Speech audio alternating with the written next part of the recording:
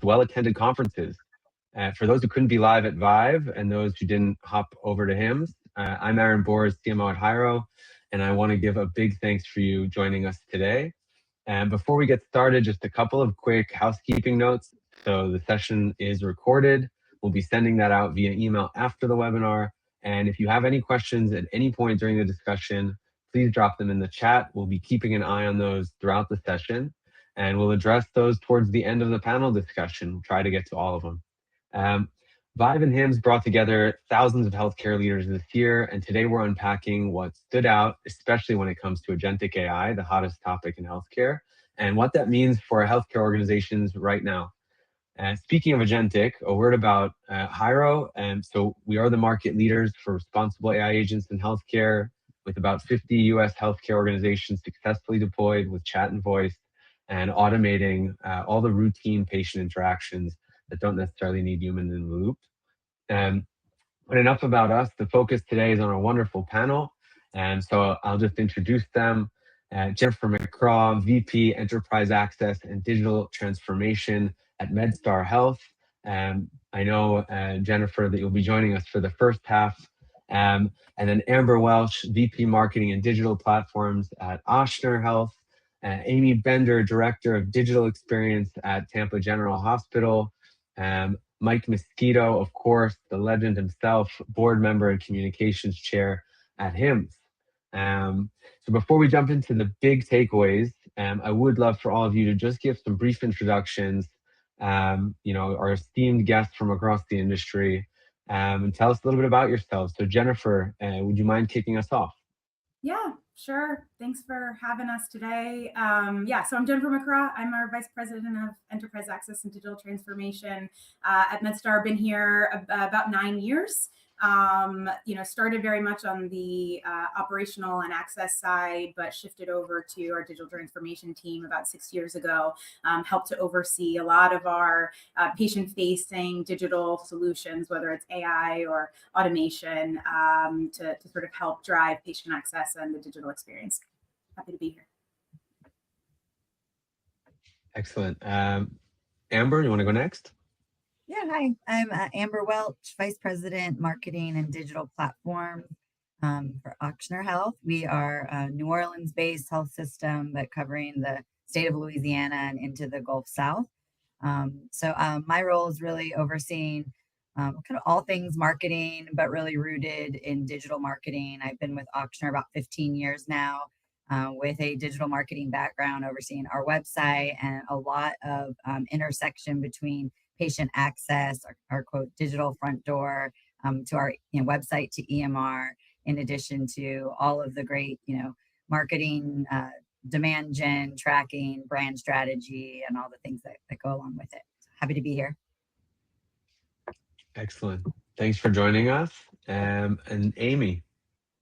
Hi, everybody. Amy Bender, Director of Digital Experience here at Tampa General Hospital. I've been with the organization for about 14 years, been in healthcare IT for about a little over 20 years, and have seen the industry change and grow dramatically. But here in Tampa, we're a large health system with a 1,000-bed academic medical center, level 1 trauma, nationally renowned transplant center. And then we have 3 community hospitals, as well as a rehab hospital and a behavioral health hospital, and then a large spattering of over 100 clinics and ambulatory surgery centers here. So patient access is really important to us, and having the patients have the same digital experience when they come through the doors here is one of the major factors that we are looking to make sure is a great experience for our customers going forward, including when they call into our call center, which is what Hyro does for us. So glad to be here. Excellent. Thanks, Amy. And it was great meeting a lot of the Tampa folks at ViVE, a lot of faces that finally we got to meet in person. And then finally, Mike, please. I'm going to give you the highlights here. I've been in this industry, like Amy, almost over 20 years now. I'm a global presenter on AI and technology innovation and automation. I've been around the horn with inside the hospital, working inside the hospital, and working with care providers, as well as being on the vendor side as well for consulting. I have a podcast that talked about the ins and outs and candid conversations around healthcare, but I'm also the Georgia HIMSS chair for communications and a board member over there. So I'm happy to be here with this wonderful, esteemed group of ladies to talk about the truth behind AI and agentic AI. Excellent. Excellent. And thrilled you can be with us. Also great seeing you at ViVE. I didn't get to make it to HIMSS personally, but I'm sure with all of the knowledge that'll be collected on this call, we'll all feel like we were able to be on both show floors. So thanks for joining us. And also, again, thanks to the audience. I see we have people from Vegas, Nashville, Virginia, Alabama. So great that all of you can tune in.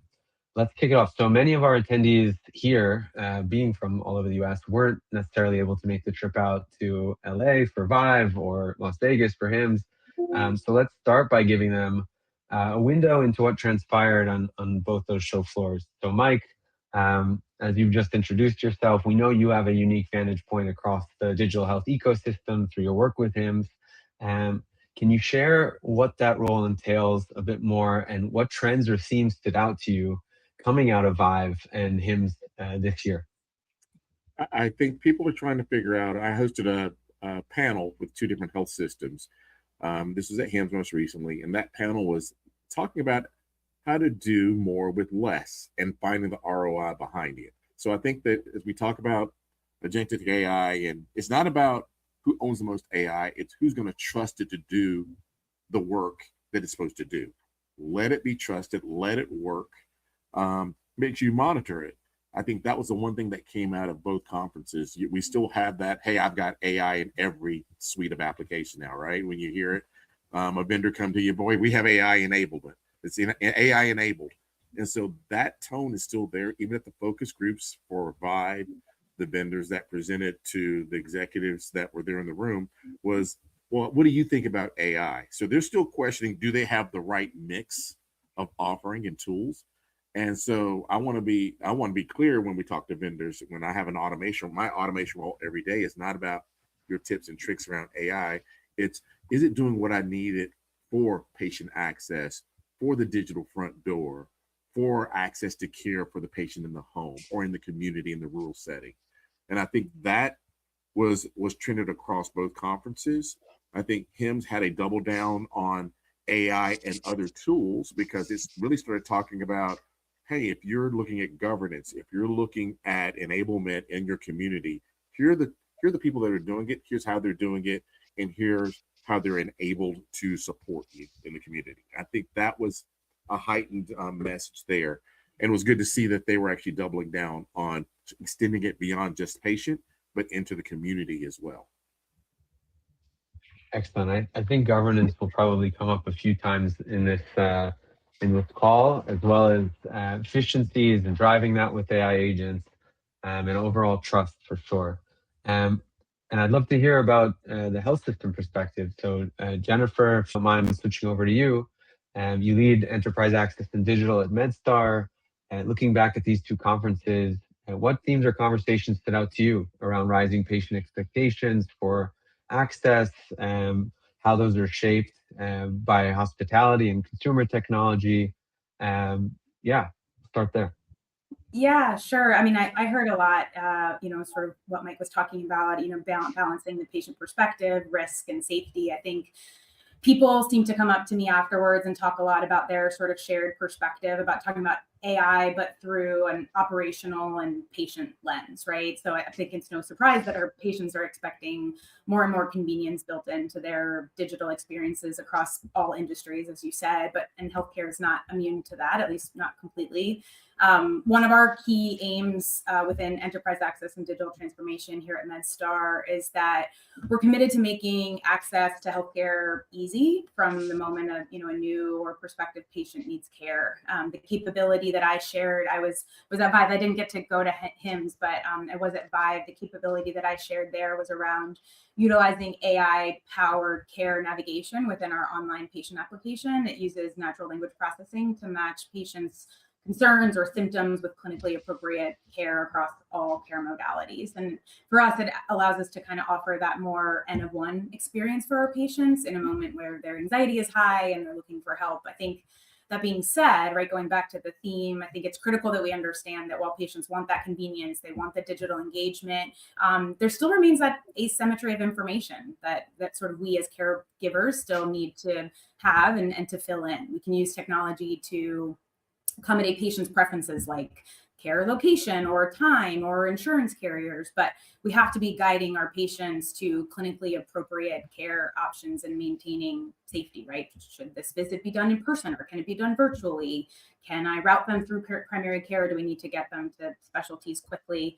Again, driving access. So for me, I think the big thing was in this digital age and the rising of AI, patients' expectations are that we're meeting their needs from a convenience standpoint, but in healthcare, we have to also be the respected authority and managing their care in a thoughtful and safe and patient-centered way. Excellent.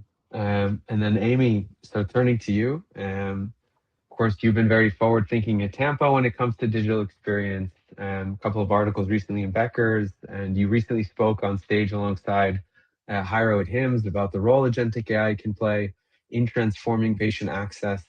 So across ViVE and HIMSS, we keep hearing the same theme: AI is here. The real challenge is innovating safely. And from your perspective, how are you balancing innovation with governance, as Mike mentioned before? And again, I think it's going to come up quite a bit. But how are you balancing innovation with governance and then security and the kind of operational realities, bottlenecks of a large health system? Yeah, it's a great question. Here at Tampa General, we're very intentional about not framing innovation and governance as opposing forces. So for us, it's safe innovation is the strategy that we're coming from.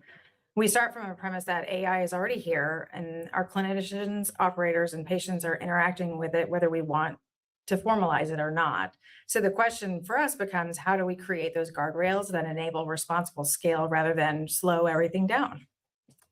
So we built a formal multidisciplinary AI governance model that brings clinical leadership, safety and quality, cyber, risk, compliance, legal, et cetera, to the same table. And every AI solution, whether it's within our native EMR, a third-party vendor like Hyro, or an internal use case, goes through a consistent review focused on safety, data protection, clinical validity, and operational fit.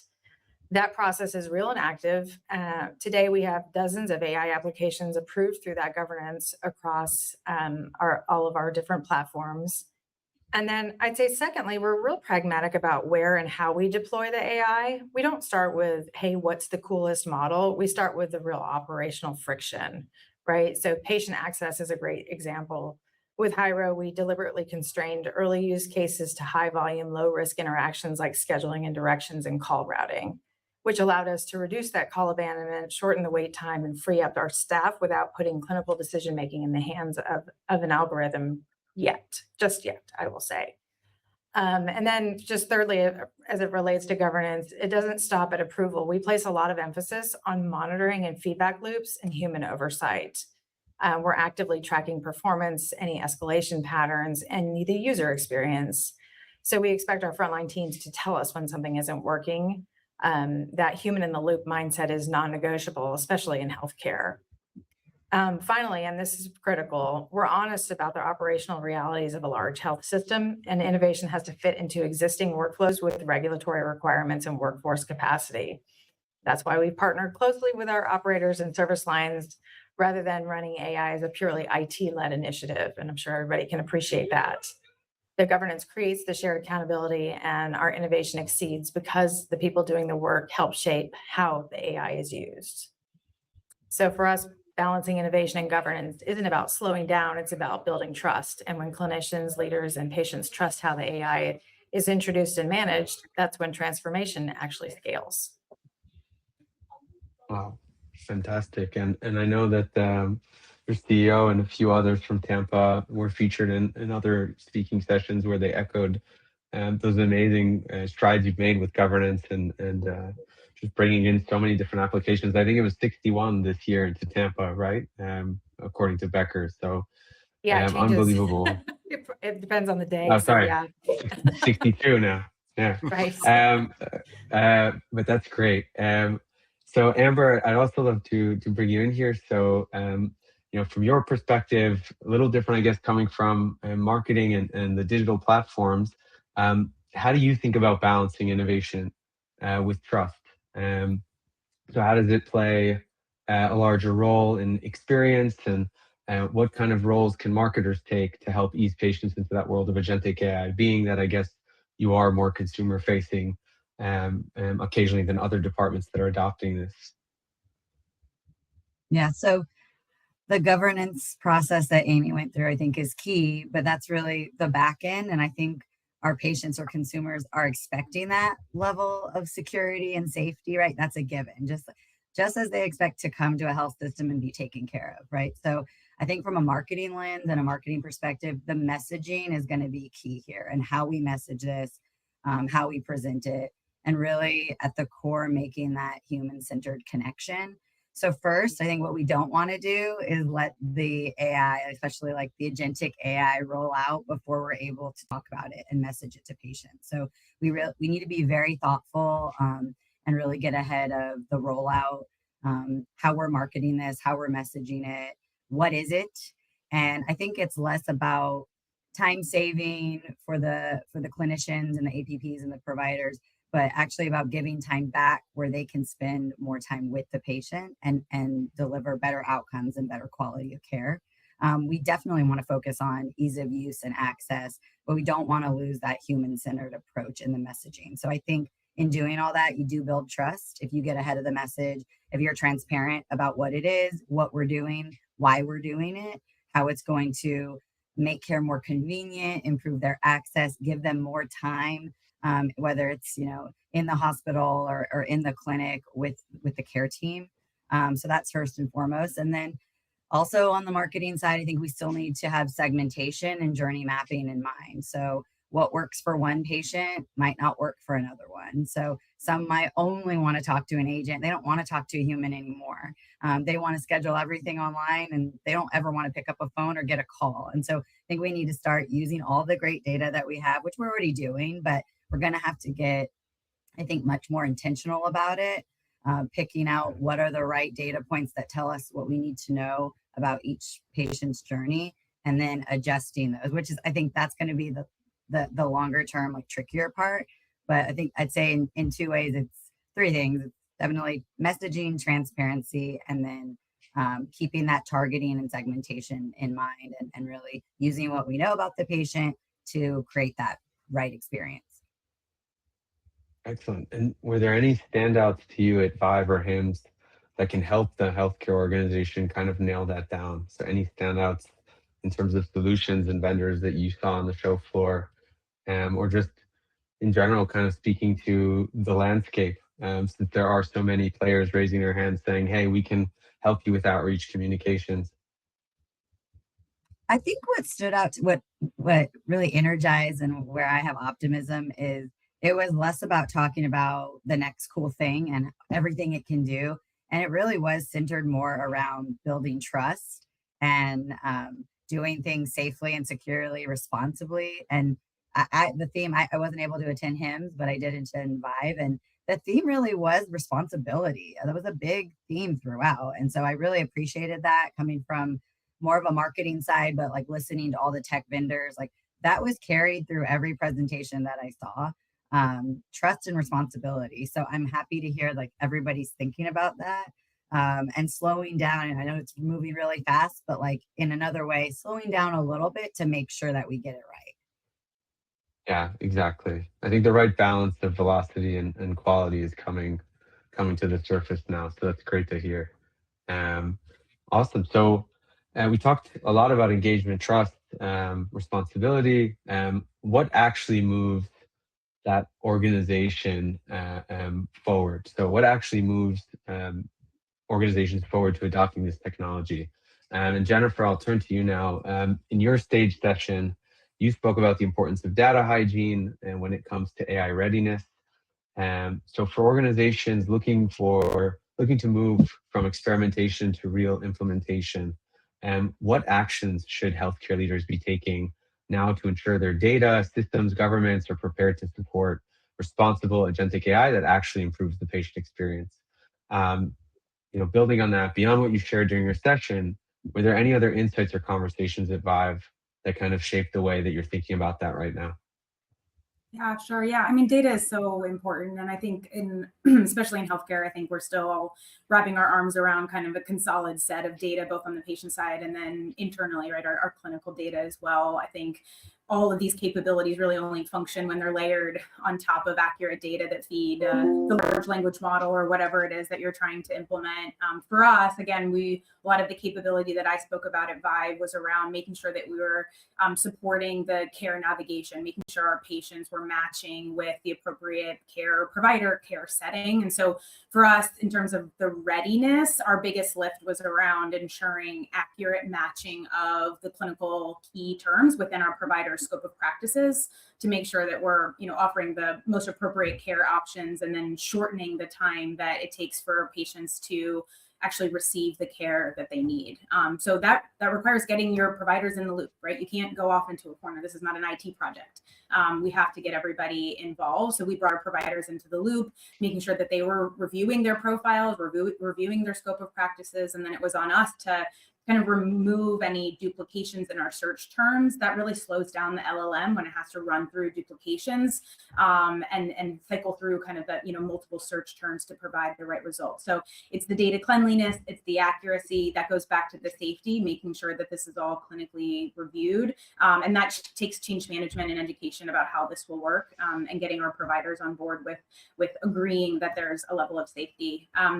You said we're going to talk about governance a lot. I think that's the other thing that we're still trying to figure out within our organization. So in parallel to establishing and rolling out these use cases, sort of learning as we go, our organization is also and has set up a new governance structure around AI specifically, right? Thinking about we're reviewing and managing all of our AI use cases at a broader level, whether it's clinically focused, our internal sort of operating AI capabilities, and then, patient-facing use cases as well. I don't know about you all. I think technology, we've seen technology decisions get kind of out of hand within our organization in the past. It sort of sometimes feels like everyone in the organization gets to make technology decisions, redundant or otherwise. And we're trying not to repeat that mistake. I'm really proud of our organization taking a different approach here when it comes to integrating our AI capabilities, not just for, reducing investment sake and for safety, but there's risk here, right? As we said, it's about trust and it's about limiting our risk. So we're doing the best to learn fast and adjust, and doing that more through a centralized approach than I think we've necessarily taken on other technologies in the past, given the risk and the unknown and the speed at which this is all moving today. So I would say data cleanliness, change management, providers in the mix when it's clinically focused, and then the governance to just review all of the use cases before we turn them on. Excellent. And great tips for those listening in, of course, to take those back to their own health systems. I wonder, were there any other standout sessions for you during ViVE that maybe shaped the way that you think about governance or AI implementation right now? So were you inspired potentially by something a different health system is doing, or the perspectives that they have on it? And just how collaborative is it, between the different health systems when it comes to kind of borrowing pieces that work for each health system and putting together that much of an elevated version of governance? Yeah, my perspective is it seems incredibly collaborative. I think we all agree that this is moving fast. I think I've actually been really impressed how quickly healthcare has adopted AI as a technology in general, right? We're always the last to adopt. We're the dinosaurs. It takes us a couple of decades to catch up with everybody else. And that doesn't seem to be the case here. Now, I think, those organizations that I'm trusting the most are thinking about this thoughtfully. I don't know if there's like a right answer to this. I do feel like Hyro has done a great job of being thoughtful in terms of being in the healthcare space, understanding what it means to create these types of capabilities with, multiple healthcare organizations, and being thoughtful about the models that it's creating to keep the patient at the center. But, organizations have been incredibly willing to share what they've sort of dipped their toe into versus what they're running quickly at, so that we're doing this right. If we're going to be at the forefront, across other industries, let's be safe about it. Let's be smart about it. And, I don't know if there's one particular healthcare organization that stood out to me, but just hearing all of the variety of use cases, we seem to be running in the same direction. And that way we're able to learn from each other, even more effectively. I think that's great, and being collaborative is so important. And we have a benchmark report we're going to run soon about just where you should be in terms of each metric and also each skill to automate. So appointment management, what does successful appointment management look like when it's on the agentic side of things, and just trying to kind of push out a lot of these stories to guide other health systems, whether or not they're going to do it with Hyro, just to give them the benchmarks that they need to understand if they're in the right direction or not is so important. So, yeah, I'm glad to hear that there's a lot of collaboration in the space, and it sounded that way at ViVE for sure. The way that there was a lot more, I think, transparency, visibility around what other health systems are doing, and that's great. It takes a village, of course, to bring this in successfully. Um, so thank you for that, Jennifer. If we were to zoom out, broader industry perspective, Mike, you talk to a million people a year through your podcast, but also in the field.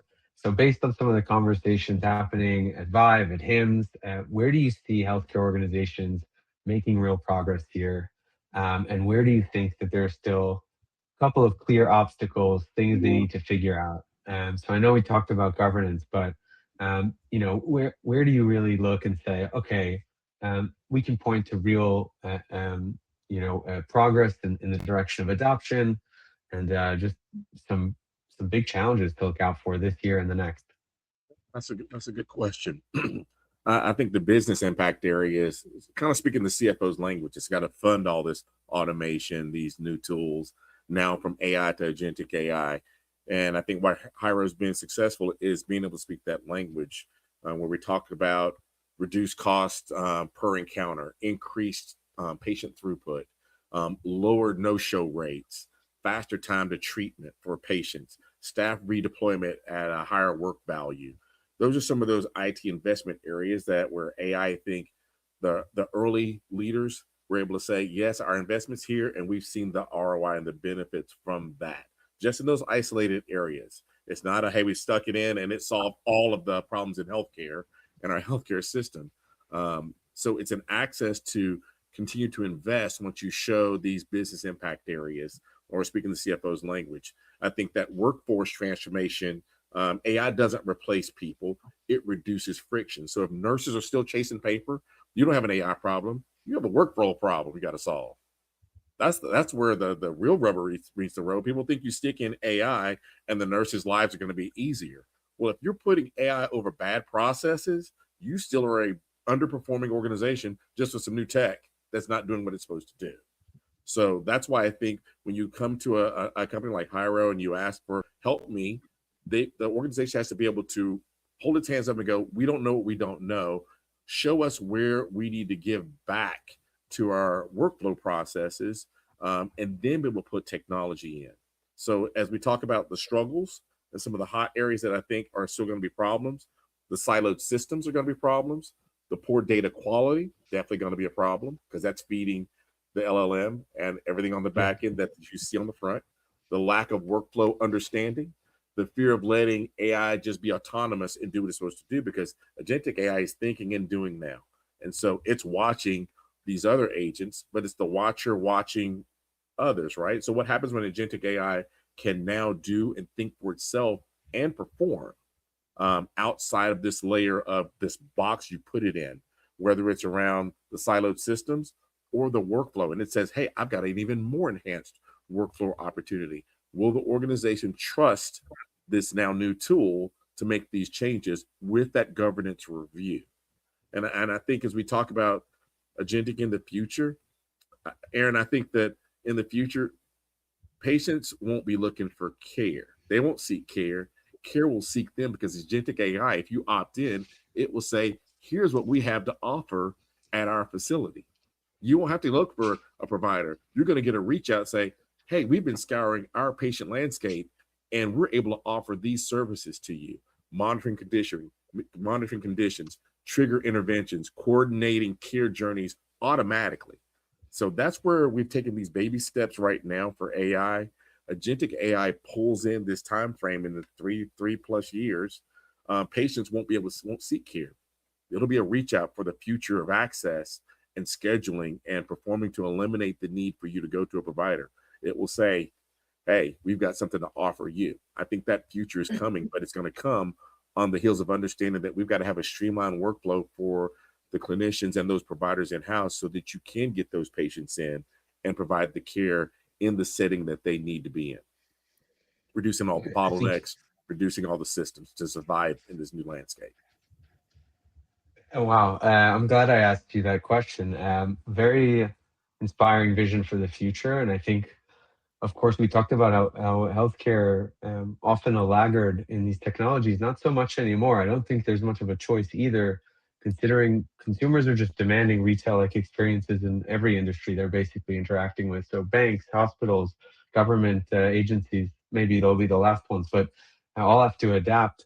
So it's a really great point. I think you mentioned some, I want to touch on two things you said, but one, I want to ask the rest of the panel. Mike talked about two problems. One is poor quality of data, and the other was workflow complexities, or maybe legacy workflows, deterministic workflows. Does anyone else want to speak to that as something they heard a lot of either on the show floor at ViVE and HIMSS or just in general across health systems, an issue that they're facing? I mean, I can speak up, not as much. I mean, I did hear a lot of that, and I can't really, recall exactly who from, but I'll say, speaking for Ochsner, those are two major things big challenges for us that we're trying to figure out. So, I would good agree with data, clean. Amber. Yeah, we're the same problem. Yeah. And so it's like garbage in, garbage out. So if we don't fix the data source, all these AI tools aren't going to be able to work at their best capacity if the data is still wrong at the source, right? So we got to get that foundational data layer right, and then keep an eye on it. Make sure that we're staying on top of it. We're cross-checking it. And then I think the other piece is for us, governance. So I love hearing everyone talk about governance, but governance is more than just IT.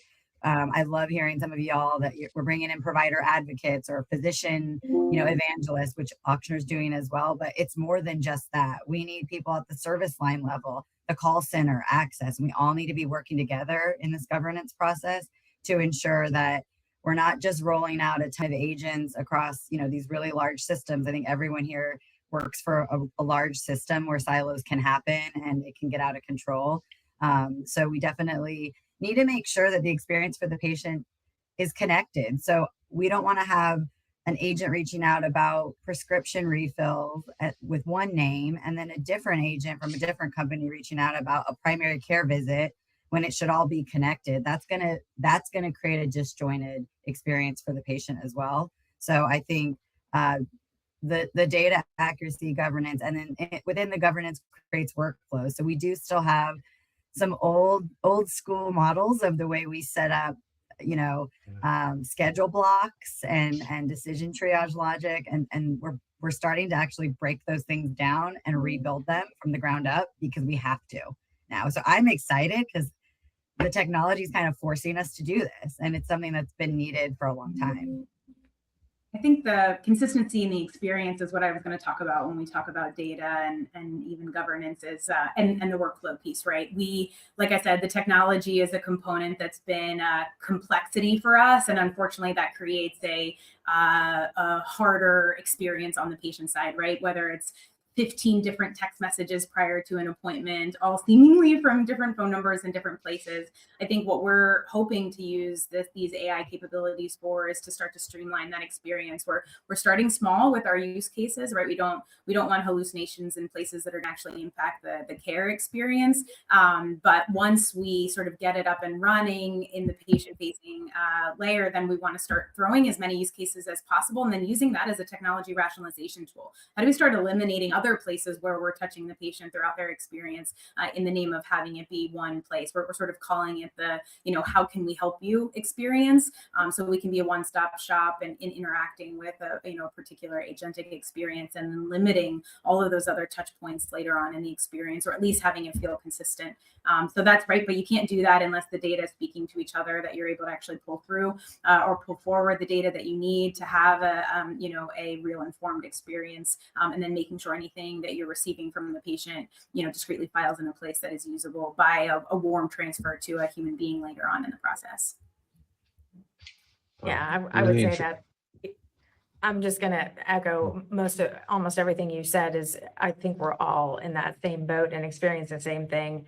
I'll touch a little bit more on the workflows, because I think the workflows, the driving change to those workflows is such a huge change management. And Amber, you touched on, I think both Amber and Jennifer both touched on change management and how, the impact of that and getting ahead of it, and letting people know that this is, hey, this is not going to take your job. This is going to augment your job and make you more efficient at your job, or make your job maybe less stressful, depending on how those conversations go. So in addition to moving the way the work comes in, it's moving the way the operators use the tools and the way they work within the system. So I think those things are really, really important for change management, in addition to the changing of the workflows. And the workflows, I think almost everybody can agree, a lot of the workflows in healthcare need to be broken up and put back together. It's not a Humpty Dumpty experience. It's creating a brand new Humpty Dumpty, not putting the old one back together in a new way. We want to create a new one. So I love the idea of, and we're talking about it here, about having, and it's really one of the guiding principles that we have, is to have the same experience across the organization. Whoever your interaction, if you're calling, you're going to get the same voice across the board. You're going to have the same text message interaction. You're going to have, it's got to be consistent across, because the patients, they don't want to feel like they're seeing anything outside of that. So, or at least it needs to be like a family of agents, and right. and a Branded in some way, yeah. an umbrella comprehensive approach, right? So you might be hearing from these 5 extended members of our care team in different ways, right? So it might not be just one agent, but we need to message that this is an extension of our team and they're going to help us get better at what we do, right? That's 100% Amber. I mean, it's called orchestration across the ecosystem, right? So it's whether it's an intake agent, triage agent, it could be a scheduling agent, financial, clearance agent. All of them are working as part of your team, your augmented team. So now that workflow is enhanced, better throughput, faster throughput, ease of administration. You're not chasing, again, the paper chain throughout the organization. And so how do you introduce this new member of the team, showcase that member of the team, and ensure that it's there for real power behind the scenes, right? You're not having to task someone with a tool. The change agent is in the power of where does it sit, what's it doing, and what is it relieving on the human side that you used to have to do. Now, how does that human in the loop get to perform better for the patient? Ultimately, we're here for the patient. And Amy touched on, it's not going to take your job. It could enhance or augment. It could even change your role. So now you're more of a strategic role, where you were a paper pusher or had to do all these tasks all day. Now the AI is doing that for you, where now you can really take on a more visionary or strategically. And that's from even a marketing side. That's how I'm positioning it and thinking through for our team, like where the AI can now take over these day-to-day tasks. This is going to free up your time, where you can maybe move into an elevated position where you're a more strategic leader. Yeah, Amber, that IT, that's our whole lens is what is the low value stuff that we can turf off that would free up our team to do all the things that we want to do. So in IT, we are here at TGH, we are like laser focused on that particular piece of it. If it's not a value add and can be automated in some way, we're trying everything we can to get those things out of our way and putting those tools in front of our team members that things that they weren't even considering before, right? So we think about RPM versus AI. I think that's the really important conversation, right? RPM is like the precursor to AI, is the way I look at it, and AI can do so much more.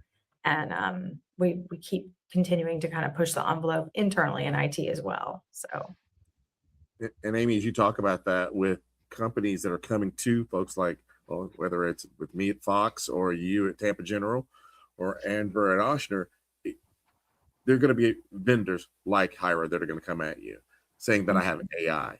You have to have the litmus test that's quick, that says we're moving towards this version of AI, not this out of the box, watered down, we need you to perform in these ways. And there needs to be a checklist that you and your board and your governance council will say, these are the tools we're willing to accept from IT. These are the tools we're willing to accept and review from the clinical side of the house. And how have you performed? Who have you performed for? And what is your future around agentic AI? Not just AI, because I think people get lost in the nomenclature of what is AI? What is agentic AI? And if, when someone says, oh, we can do that too, you need to be able to dig under the covers and know what you're digging for. And that's what a very strong AI governance will help to turn over some of those buckets. And those are the questions that we ask for sure. That's the best outcome for one of these webinars is when panelists riff for this long on a specific subject. It's amazing. So I don't know. I think I'm obsolete for this call. You're all doing an amazing job of framing what it is to adopt agentic solutions within the health system. In total agreement about the fact that this is not meant to take people's jobs. And also when we frame AI agents and their position in patient communications, especially, it's more about capacity gains. And with those capacity gains, health systems can decide to do what is best for their health system and the patients that they serve. And that could mean that you take agents and, as you said, upskill them and make sure that they have a role that now is a better path to growth.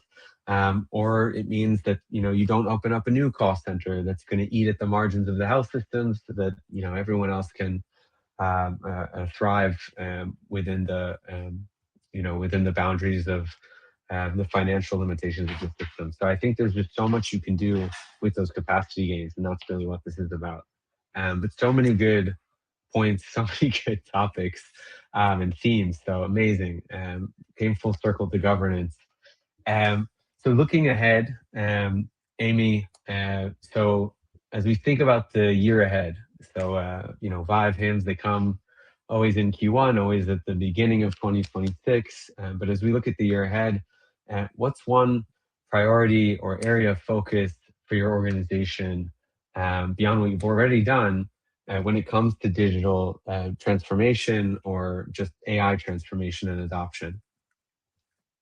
Good question. I think one of the big priorities for us is to start to move away from experimentation and get to intentionality and scale that, making sure that the transformation, the digital transformation and the AI are more embedded into the real clinical and operational workflows rather than standing alongside them. So, again, with our governance, speed is really important.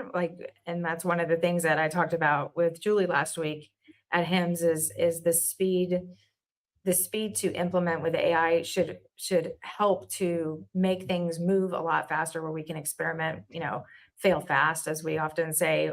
Is this going to work? Is it not? Get to it as quickly as possible. Then, of course, making sure we're making operational use cases that we're solving a problem. And I talked about it earlier. That's really important, that we're not just putting that new cool thing in there, that we're actually solving problems that we think can help. And then the change management part, wrapping that up, because to me, it's so important to take the human side of it and understanding that adoption at the front line. The adoption of the tool reduces the friction that those people that were using it are, they're seeing that. I want Hyro, for example, to reduce the friction where the call center team sees that they have 400 calls holding in a queue. We want to see that go down because that does create anxiety, whether you want to admit it or not. So again, we want to make sure that we're doing that, not just for IT, but for anyone and how their interactions. And we bring PFAC, our Patient Family and Advisory Council, into a lot of these conversations too. Their feedback is important, and they are a sounding board for how some of these things are working. And the success for us is not how many tools we deploy, even though we have a lot. It's really how we're measuring and improving the care that our patients get, or the work that's being done, if it's not impacting direct patient care. So. Excellent. And Amber, same question to you. If you'd like to share maybe some areas of focus for your organization leading into the rest of 2026. Ours is very similar to what Amy went over, but I think for us, I'll get a little more hyper focused. We do have an access to care work group that's formed this past year, really more formally bringing in a lot more stakeholders from different departments and areas. I'd love to see, and we're making progress. So every single time we meet, and we're making more and more progress, but around improving the access, breaking down those former like decision trees and schedule blocks and fixing them, opening up more schedules and getting more patients in. I want to see from more of the marketing reputation management side, reduction in friction. We see a lot like access and scheduling is our biggest friction point when in ratings and reviews across the internet. So like I'd love to see that volume go down and the patient access improve and go up. So we want to see those block slots open up for whatever reason why they're blocked now.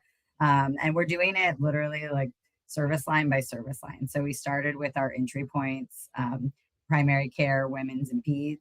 Now we're moving into dermatology, GI. So I'd like to see those service line, the service line volume increase. And then I think one of the questions you had was about in next year's conferences, what would I like to see? I think this year we talked a lot about it. It was a lot like hypothetical or what can be done. Next year, I want to see the case studies. Like, let's start looking at the ROI. I think by next year, we will have some, I mean, we already have some data at Ochsner. So I think all the organizations are going to have some real life examples and improvement. So, you know, are we scheduling more appointments? Do we have higher patient engagement with these tools? Are we reducing call volumes where they don't have to call as much because they're getting what they need, you know, through the EMR in a more of a digital way, or the agents reaching out to them so they're not having to do that outreach on their own. And then long term, of course, like, are we improving outcomes and saving lives? I think even by next year, we're going to have a lot more of that data. Yeah, that was the next question, and Sorry. great answer. I think no, it's great. I was going to ask it actually to all panelists, and Mike, I saw you doing some head nodding. What do you? I mean, now close your eyes. Imagine it's, you know, a year passes, which we know how fast that goes by, but it's 2027. You're at ViVE. You're going to HIMSS right after. I mean, what are you expecting to hear differently from the show floor? What are you excited or you know, jazzed about that's going to be changing even in the next 12 months? I want to see panels and sessions full of executives on stage talking about, here's what we chose to implement around, and here are our success metrics, and they're all sitting there talking about their successes. Not we have a POC or we're looking at or we're investigating. The real future of access isn't scheduling, it's the elimination of needing to schedule. So if true agentic AI is in play, you shouldn't need to schedule because it can see around the corner and predict on demand what's needed. So you don't need to schedule. This other person that's on your staff now can actually perform faster, better, and have more data at its fingertips to do this scheduling for you. So for me, this future of 27 and what we're looking for is the collaboration between the Ochners and the Tampa Generals to say, we used agentic AI in this way. These were our outcomes. This is the vendor we used. These are the outcomes, success, and how we improved for our patients. You should look this way too if you have these like problems. The true sharing of success across healthcare still needs to occur. We need to take the best of the best, put it on a big billboard so that people can actually consume this for themselves in a health system, and ensure that the bottlenecks are reduced across the health system. Whether I'm in Virginia, whether I'm in Atlanta, whether I'm in DC, that bottleneck doesn't exist in any health system I walk into because someone solved it down at Tampa General. So why can't everyone take advantage of that, right? Yeah. So the question isn't, should I use AI? It's how long can you afford not to? Because you can't keep doing the same things we've always done and expect a different outcome. We know what that's called. So we've got to be able to share at these conferences the successes, the true, I consumed this information, I consumed this new tool, and here's my outcome for the betterment of this ecosystem called healthcare. Amazing. Yeah. And I think it came up before about collaboration and just how open and transparent and visible a lot of these initiatives are, and how much health systems are sharing with each other. Of course, there's some competition regionally and things like that, but across the US, there's so much to be learned as this is explored, this new frontier is explored for the first time. And I think that's well said. So even more collaboration, not just qualitative findings, but also quantitative outputs as well. And shedding light with the entire conference. I think that's something to look forward to for everyone. And Amy, how about you? So doesn't have to be about Agentic, doesn't have to be, No. although Tampa does a great job, but 2027, 2027, you're at ViVE, you're at HIMSS. Yeah, what would excite you, transformation, from 2026 to 2027? I like what Mike had to say about, sharing those successes. I think there's a lot of value in sharing some of the failures of what didn't go well. And I think that's that vulnerability that you get from sharing that and teaching others, hey, this didn't work. And it may have been because we had a process that was broken. It may have been because we had some other rate limiting factor that somebody else may say, oh my gosh, I'm in the middle of doing this and it didn't go well for them. And I have that same problem. So let me fix that problem before I go forward. So if you were at HIMSS last week, I was really taken by the keynote speaker from Tesla, right? He was talking about you can't automate a process if the process is bad. And I think when we talk about AI and what it can do, and looking at, I'm going to keep going back to processes because I think I'm a little bit stuck in processes and how they can, a bad process will really bog us down. It'll bog us down even more with AI. And I think those conversations and the way we start solving those things and talking about it will be hugely beneficial to everybody who's trying to move that needle. And so that would be a little bit of my perspective on it. So not to take the negative tone, more so just that there's value in the missteps as well. In addition to there's huge value in the successes, but let's talk about some of those missteps too. 100%, Amy. I agree. I 100% agree. That keeps the next organization from stepping in the same pothole someone's already stepped in, right? So why not learn before you get there? The panel I just completed, that panel talked about here's where we won, here's where we failed. Fail fast, move to next. But tell others where you failed fast and help them along. And then that's how you learn for the next project. Like you're not going to make the same mistakes. I mean, if we don't do that, well, then you're going to fail every time. So you have to learn from it and apply those learnings for the next round. Mm-hmm. Absolutely. So I expect to see all three of you on stage at ViVE and HIMSS sharing all of your misses, but also all of your bullseyes. I think that'll be great for everybody. Sounds like we're all aligned. It's great. I know we're closing in on time, and we might have some questions from the chat. And so I just want to end on one question again for all the panelists, but for all of those from other health systems listening in, if you could give them one piece of advice to healthcare leaders trying to navigate all of these emerging technologies right now, Agentic or other, what would it be? Feel free to say Agentic AI isn't the future of healthcare. It's now the operating system, right? I want you to think about that. It is the back-end operating system that will control, direct, interject in our care setting. It is sitting there looking, watching, and doing, just like the human used to do. It's the next person sitting in the room. So it's not the future. It is now an existing piece of what we do. And if you're not part of this piece, you're behind. So start looking in this direction, start reaching out to other organizations that have been there, done that. They've already put their foot in the cold water. It's now warm for them. You've got to now catch up to this for better patient access, better patient care, better workflows. As you heard Amy and Amber talk about, these processes have to improve and move faster. And we're not adding more doctors and nurses at the volumes we were before. We're going to have to figure out this with using the tools that we have.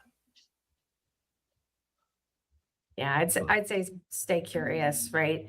Be curious, be open-minded, be willing to look at things from a different angle. That's always change your perspective, put a different lens on, get in somebody else's shoes. And that would be the biggest thing that I can take. We all have our, biases that we operate on, and as much as we can to try and remove those biases and keep an open mind, while also retaining some skepticism, right? There should be questioning and skepticism in there. It's not always a panacea, but operating with that lens as well, I think is helpful. Now, I'll kind of piggyback on that. I'd say think differently. Like going back, I completely agree with Mike. It's now the operating system. It's not healthcare of the future. It is where we are, and we need to work with it. So think differently. What are the roles within your own scope? What are those going to look like in 3 years? And like what Amy and I talked about, how can we change work, change roles, let the AI take over some of the low-hanging fruit, kind of the task-driven stuff, and reshift the way the humans work. So I'd say, in addition to staying curious, like really challenge yourself to think differently. And I say, bring in as many perspectives as you can. Like, I think we're all aligned on breaking those silos, but bring in every department that's possible across the organization to get their lens on it. I mean, that can be overwhelming, but like, I've learned so much from doing that and from being part of those groups. And start raising an eyebrow for anyone that uses the phrase, well, we've always done that. Should be banished, right? Just want you to know that person's getting a strange eye. They're uninvited from the group. No, I'm just kidding. They're not the cookout nor the party. I'm sorry if you're on the phone, if you're online looking and I just touched a nerve, that was for you. Mike, if you have a podcast guest who says that, you just shut down you just close the computer. I pretty much just hit the end button. They get hung up on. Kicking them out of the studio. Yeah. That's great. No, it's the way of the future, right? It is. How do we have to change? Amber, you're right. You got to think differently. Amy, you're right. We have to have a different view of perspective. And I thank Hyro for bringing this perspective with these 3 thought leaders today. What they're doing, how they're doing it, fast, fail, move forward still. Yeah. Thank you for inviting us. Yes. Yeah. Great conversation. Absolutely. Thank you all for joining. Really star-studded panel. Really appreciate you all being here. I didn't expect you to mention Hyro's name as many times as you did, so that was really nice and quite a bonus. But I really think it was so informative, Hyro or not, Agentic or not, just about adoption, governance, trust, so many themes that are important, data sanitation, how to get ready and prepared for some of these challenges that clearly organizations who have done this successfully still had to face and are still going through today. So just really amazing thought leadership today. And we're going to turn this into some kind of white paper beyond the recording. So everyone stay tuned because there's too much good knowledge and advice here to have it just live on this one webinar. So thank you so much, everybody. Thank you all for joining. And have a great rest of the week. Thank you. Thank you. Next year at ViVE. Next year at ViVE. Next year at ViVE. Yeah. Bye, y'all.